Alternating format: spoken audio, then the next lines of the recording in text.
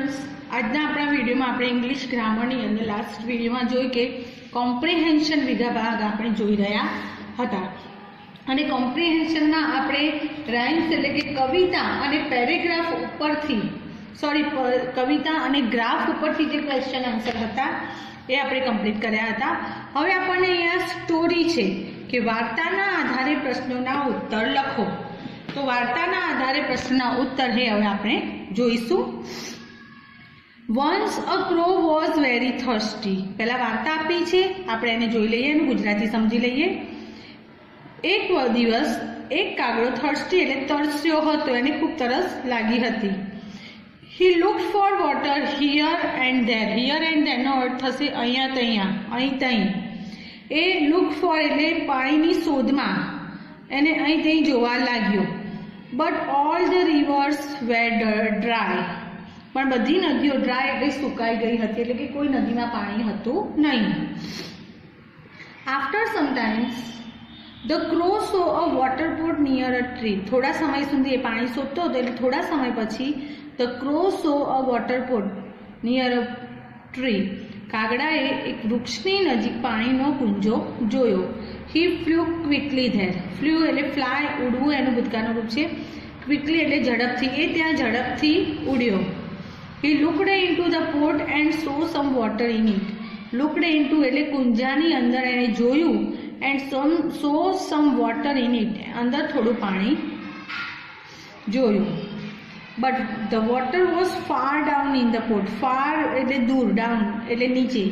પાણી ખૂબ ઊંડું હતું. And he could not reach it. અને ક્રો હતો એ ત્યાં પહોંચી શકતો ન હતો. ધ ક્રો વોઝ ક્લેવર. પણ કેવો હતો? એકદમ હોશિયાર હતો. He saw some pebbles lying near a tree. વૃક્ષની નજીક પેબલ એટલે નાના નાના પથ્થરના જે કાંકરા આપણે કહીએ છીએ, નાના નાના ટુકડા, એ વૃક્ષની નજીક પડ્યા હતા.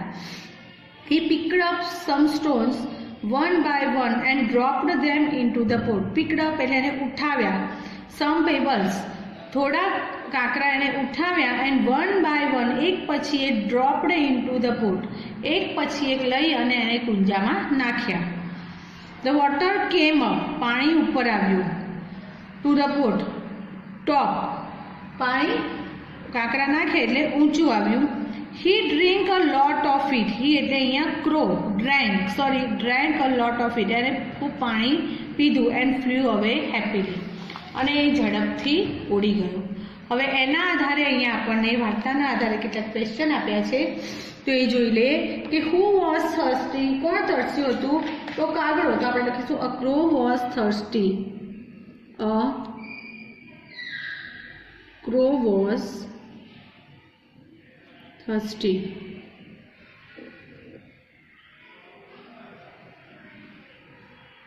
ઓકે. બીજો પ્રશ્ન છે why did the crow not find water. કેમ એને પાણી મળ્યું નહીં? તો જો આપણી પાસે છે કે બધી નદીઓ શું હતું? સુકાઈ ગઈ હતી. He looked. Okay. But all rivers are dry.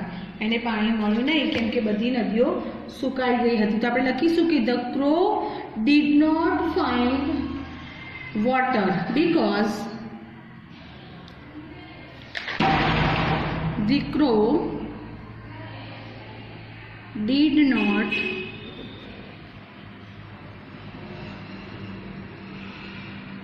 Find water because કેમ ન મળ્યું? તો all the rivers were dry. બધી નદીઓ સુકાઈ ગઈ હતી. All the rivers were dry. બધી નદીઓ સુકાઈ ગઈ હતી.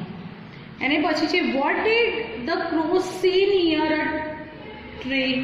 વૃક્ષની નજીક એને શું જોયું? તો એને શું જોયું? વૃક્ષની નજીક એક પોટ પાણીની ભરેલો હતો. તો the crow saw a water pot near a tree. તો ધ ક્રો સી ડીડ છે એટલે એનું સો થઈ જશે the crow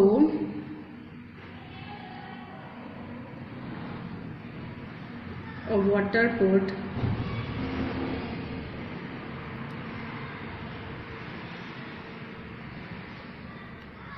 near a tree. Okay. પછી છે why could the crow not reach the water? કેમ એ પહોંચી શક્યો નહીં? કેમ કે પાણી ખૂબ ઊંડું હતું.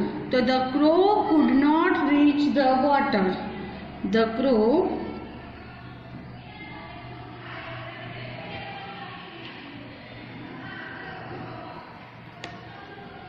could not reach the water because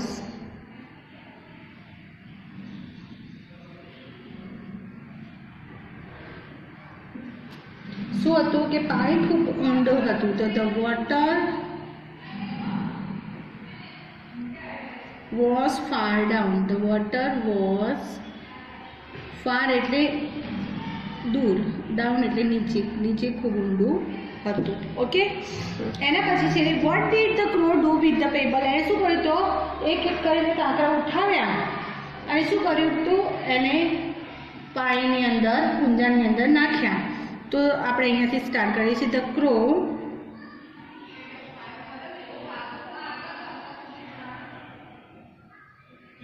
picked up some pebbles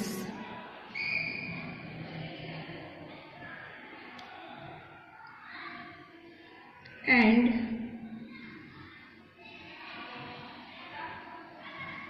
dropped them into the pot. અને એને પોટ એટલે કુંજાની અંદર નાખ્યા. એના પછીનો બીજો પેરેગ્રાફ જોઈએ. અ ધોબી હેડ અ ડોંકી. એક ધોબી હતો, એને ગધેડો, એની પાસે ગધેડો હતો. To feed his donkey, the Dhobi drove him into the rice field nearby. Nearby એટલે નજીકના, field એટલે ખેતર. To feed the donkey, એ ગધેડાને ખવડાવવા માટે ધોબી drove him into the rice field nearby. નજીકના ચોખાના ખેતરમાં એને છોડી દેતો હતો, દોરી જતો હતો. When the farmers saw the donkey, જ્યારે ખેડૂતો આ ગધેડાને જોતા, they drove him out of their field. એ ખેડૂતો એને ખેતરમાંથી કાઢી મૂકતા. The poor donkey had no food to eat. અને બિચારા ગધેડાને જમવા માટે કોઈ ખોરાક મળતો નહીં. One day the dhobi put a tiger skin on the donkey. એક દિવસ ધોબીએ શું કર્યું? tiger skin એટલે on the donkey. તો વાઘનું ચામડું હતું એને ગધેડા ઉપર મૂકી દીધું. and drove him into the field. અને પછી એને ખેતરમાં દોરી ગયા, મૂક્યો. The farmers thought that it was a real tiger. ખેડૂતોને શું લાગ્યું? કે ખેડૂતોએ વિચાર્યું કે ખરેખરનો વાઘ હતો. So they ran away from their fields. એટલે એમના ખેતરોમાંથી એ નાસી ગયા. The donkey enjoyed eating in the field the whole day. અને ગધેડાએ આખો દિવસ ખેતરમાં ખાવાની મજા લીધી. While coming back from the field, જ્યારે ખેતરમાંથી પાછો ફરતો હતો, he was so happy. એટલો ખુશ હતો that he began to bray loudly. Bray મોટેથી એને ભસવાનું શરૂ કર્યું. હી હો હી હો. ગધેડાનો જે અવાજ છે ભસવાનો, તો એને શરૂ કર્યું. When the farmers heard this, they became angry. અને જ્યારે એમણે અવાજ સાંભળ્યો ગધેડાનો, એટલે એમને ખ્યાલ આવી જાય છે કે આ તો ગધેડા ઉપર ટાઈગરની સ્કીન છે, બાકી એ ગધેડો જ છે. They caught the donkey with the tiger skin. અને ટાઈગરની સ્કીન સાથે એમણે ગધેડાને પકડી લીધો. And beat him with stick. અને લાકડી વડે એને માર્યો. હવે જોઈએ પ્રશ્નોના જવાબ. What did the Dhobi do to feed the donkey? તો the Dhobi drove the donkey into the rice field. બરોબર? તો the Dhobi drove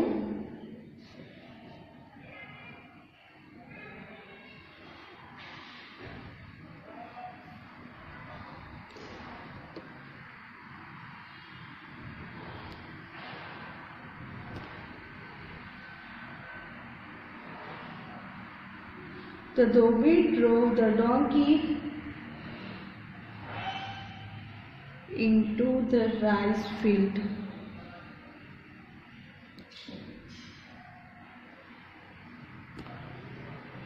To feed him. એને ખવડાવવા માટે એને ચોખાના ખેતરમાં મૂકી દેતો. Vote did the farmers do? તો ખેડૂતો શું કરતા? તો એને ખેતરની બહાર કાઢી મૂકતા હતા. શું કરતા હતા? drove him out of their field. તો the farmers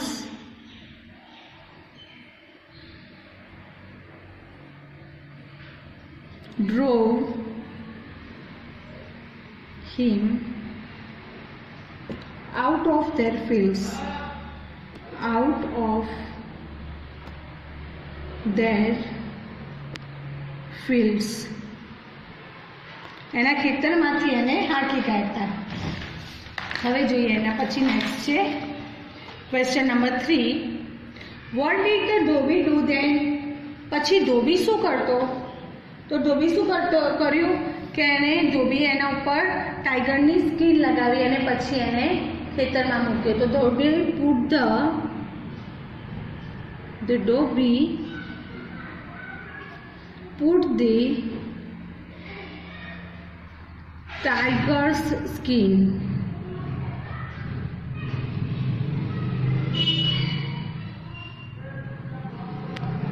on the donkey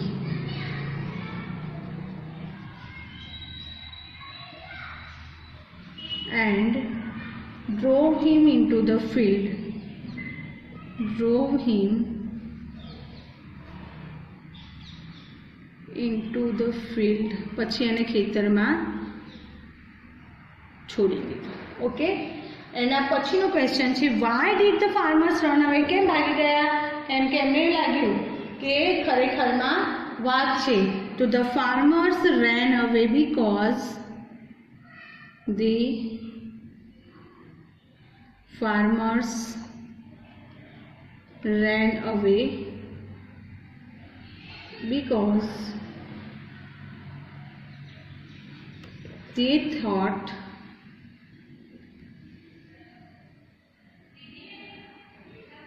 it was a real tiger. It was a real tiger.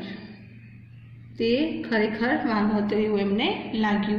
Next which word shows the sound of the donkey? તો કયો અવાજ હતો? હી હો, હી હો. હી, જો આપણને અહીંયા આપેલું છે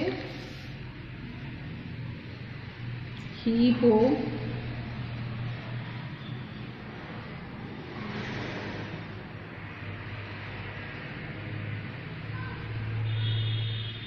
ઓકે, હવે છે વિભાગ નંબર 5. એમાં આપણને કેટલીક માહિતી આપી છે અને એના આધારે આપણે પ્રશ્નોના જવાબ લખવાના રહેશે. ઓકે, તો એ જોઈએ.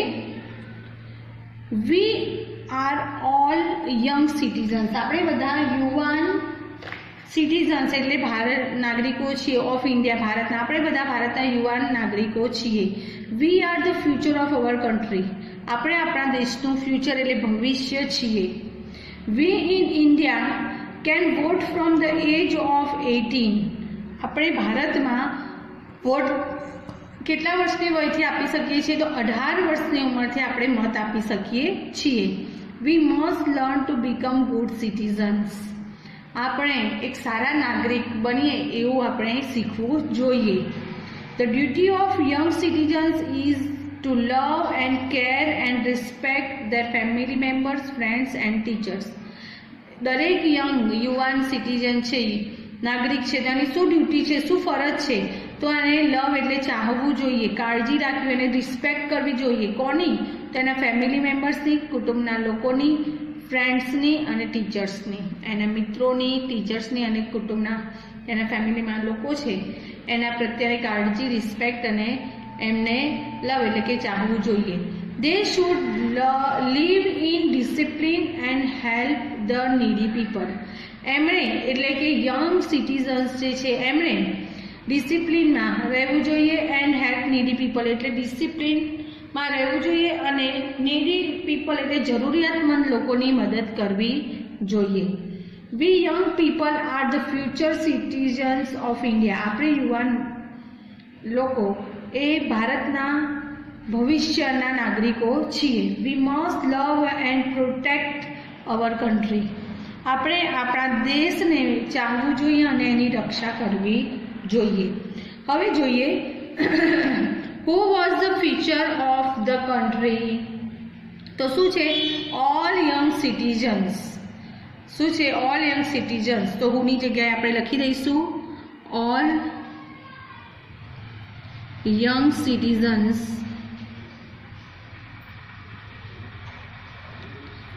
are the future of the country. Are the future of the country. Okay.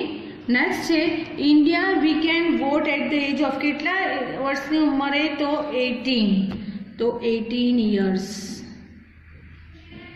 18 વર્ષની ઉંમરે આપણને મત આપવા મળે છે. What is the duty of young citizens? જો આપણને અહીં આપ્યું છે કે the duty of young citizens is love and care and respect to there family members, friends and teachers. આખું વાક્ય આપણે એનું એમ જ લખી શકીએ છીએ કે the duty of young citizens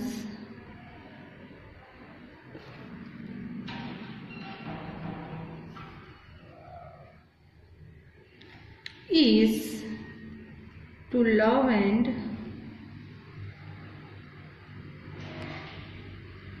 care and respect their family members,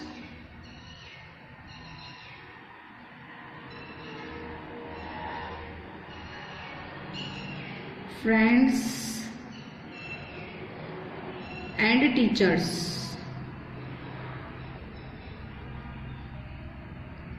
Okay.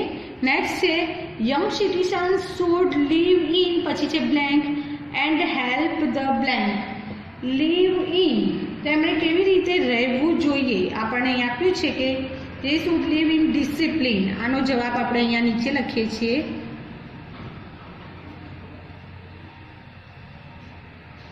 and help the needy people. and help the needy people. જે જરૂરિયાતમંદ લોકોની મદદ કરવી જોઈએ. We must blank and blank our country. તો we must love and protect. શું આવશે? Love and protect our country. હવે જોઈએ બીજો છે પેરેગ્રાફ. અબાઉટ 200 years અગો, એટલે લગભગ 200 વર્ષ અગો એટલે થશે પહેલાં, લગભગ 200 વર્ષ પહેલાં. There was a king in Bengal. બંગાળમાં એક રાજા હતા. His name was Raja Krishnachandra. એમનું નામ રાજા કૃષ્ણચંદ્ર હતું. There was a jester in his court.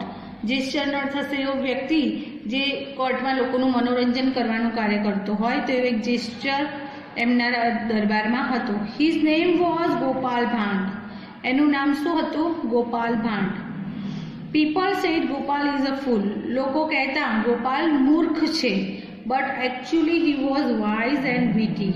પણ એકચ્યુઅલી એટલે ખરેખરમાં તો તે વાઇઝ એટલે હોશિયાર અને વિટી એટલે એકદમ પોતાની યુક્તિઓ, બુદ્ધિ ચાતુર્યથી ભરેલો હતો. He played tricks. તે અલગ અલગ યુક્તિઓ અજમાવતો. કટ જોક્સ કહેતો. The king listen to his jokes and laugh. રાજા એમના જોક્સ એટલે કે ટૂચકાઓ સાંભળતા અને હસતા. Once Gopal met the king in the morning. એક દિવસ ગોપાલ મેટ એટલે મળ્યો, સવારે રાજાને મળ્યો. He said good morning your majesty. Your majesty એ રાજાને માન આપવા માટેનો શબ્દ છે. એમને કહે છે સુપ્રભાત. The king said good morning. રાજા પણ કહે છે સુપ્રભાત. Where was you going Gopal. પછી રાજા પૂછે છે કે ગોપાલ તું ક્યાં જઈ રહ્યો છે? To the temple my lord replied Gopal.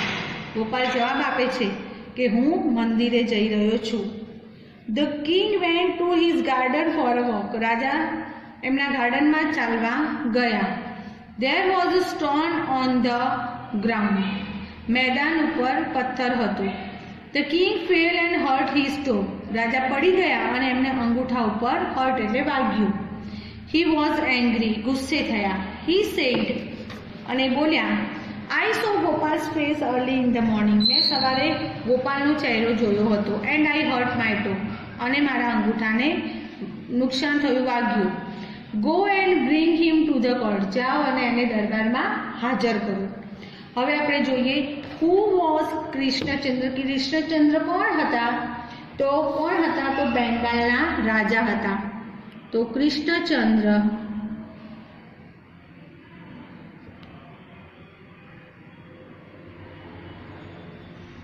was a king in Bengal. A king in Bengal. Okay, એના પછી છે what was the name of the jester. એમના શું નામ હતું એનું? ગોપાલ ભાંડ. તો the name of the jester was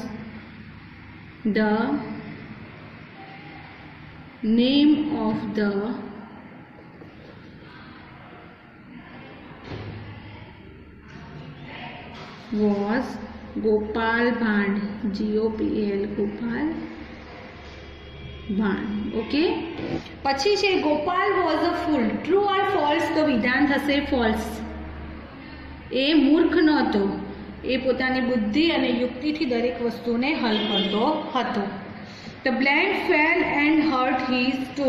કોણ પડી ગયા છે? તો the king. The king fell and hurt his toe, એમના અંગૂઠાને વાગે છે.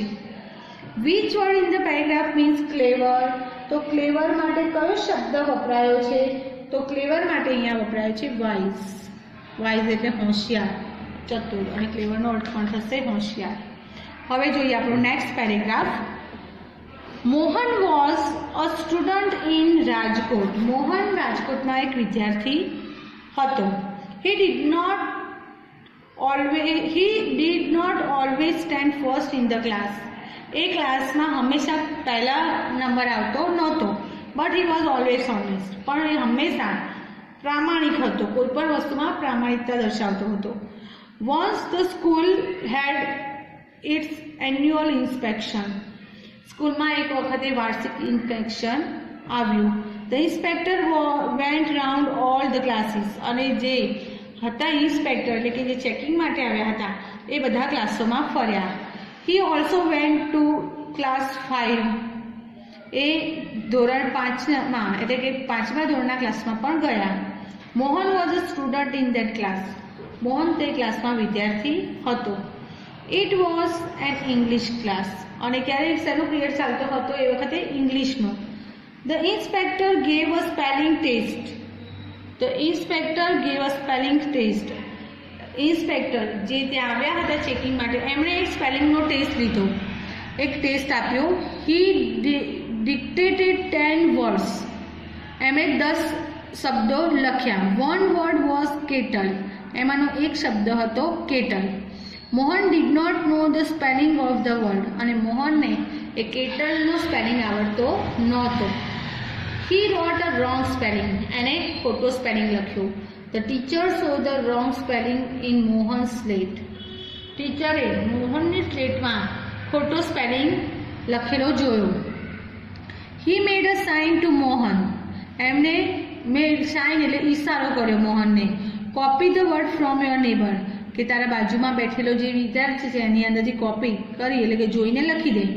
Did Mohan understand the sign? શું મોહન એમનો ઈશારો સમજ્યો હતો? Yes, he did. હા, તે સમજ્યો હતો. Did he copy the word? શું એણે શબ્દ સ્પેલિંગ કોપી કર્યો? તો નો હી ડીડન્ટ. ના, એમણે કોપી કર્યો નહીં, કારણ કે એ પ્રામાણિક હતો. ઓકે, હવે જોઈએ Mohan was always honest. True or false? તો આવશે ટ્રુ. મોહન હંમેશા પ્રામાણિકતા દેખાડતો હતો. બીજું છે the blank vent round all the classes. કોણ ગયું હતું બધા ક્લાસીસમાં? તો inspector. The inspector went round all the classes. Mohan did not know the spelling of. કયા શબ્દનો સ્પેલિંગ એને આવડતો નહોતો? તો કેટલ. કેટલનો સ્પેલિંગ એને આવડતો નહોતો. પછી છે Mohan. Okay, who asked Mohan to copy? મોહનને કોપી કરવા માટે કોણે કહ્યું? તો ધ ટીચર. એમણે સ્પેલિંગ ખોટો જોયો અને કહ્યું તો હુની જગ્યાએ આપણે લખીશું ધ ટીચર આસ્ક્ડ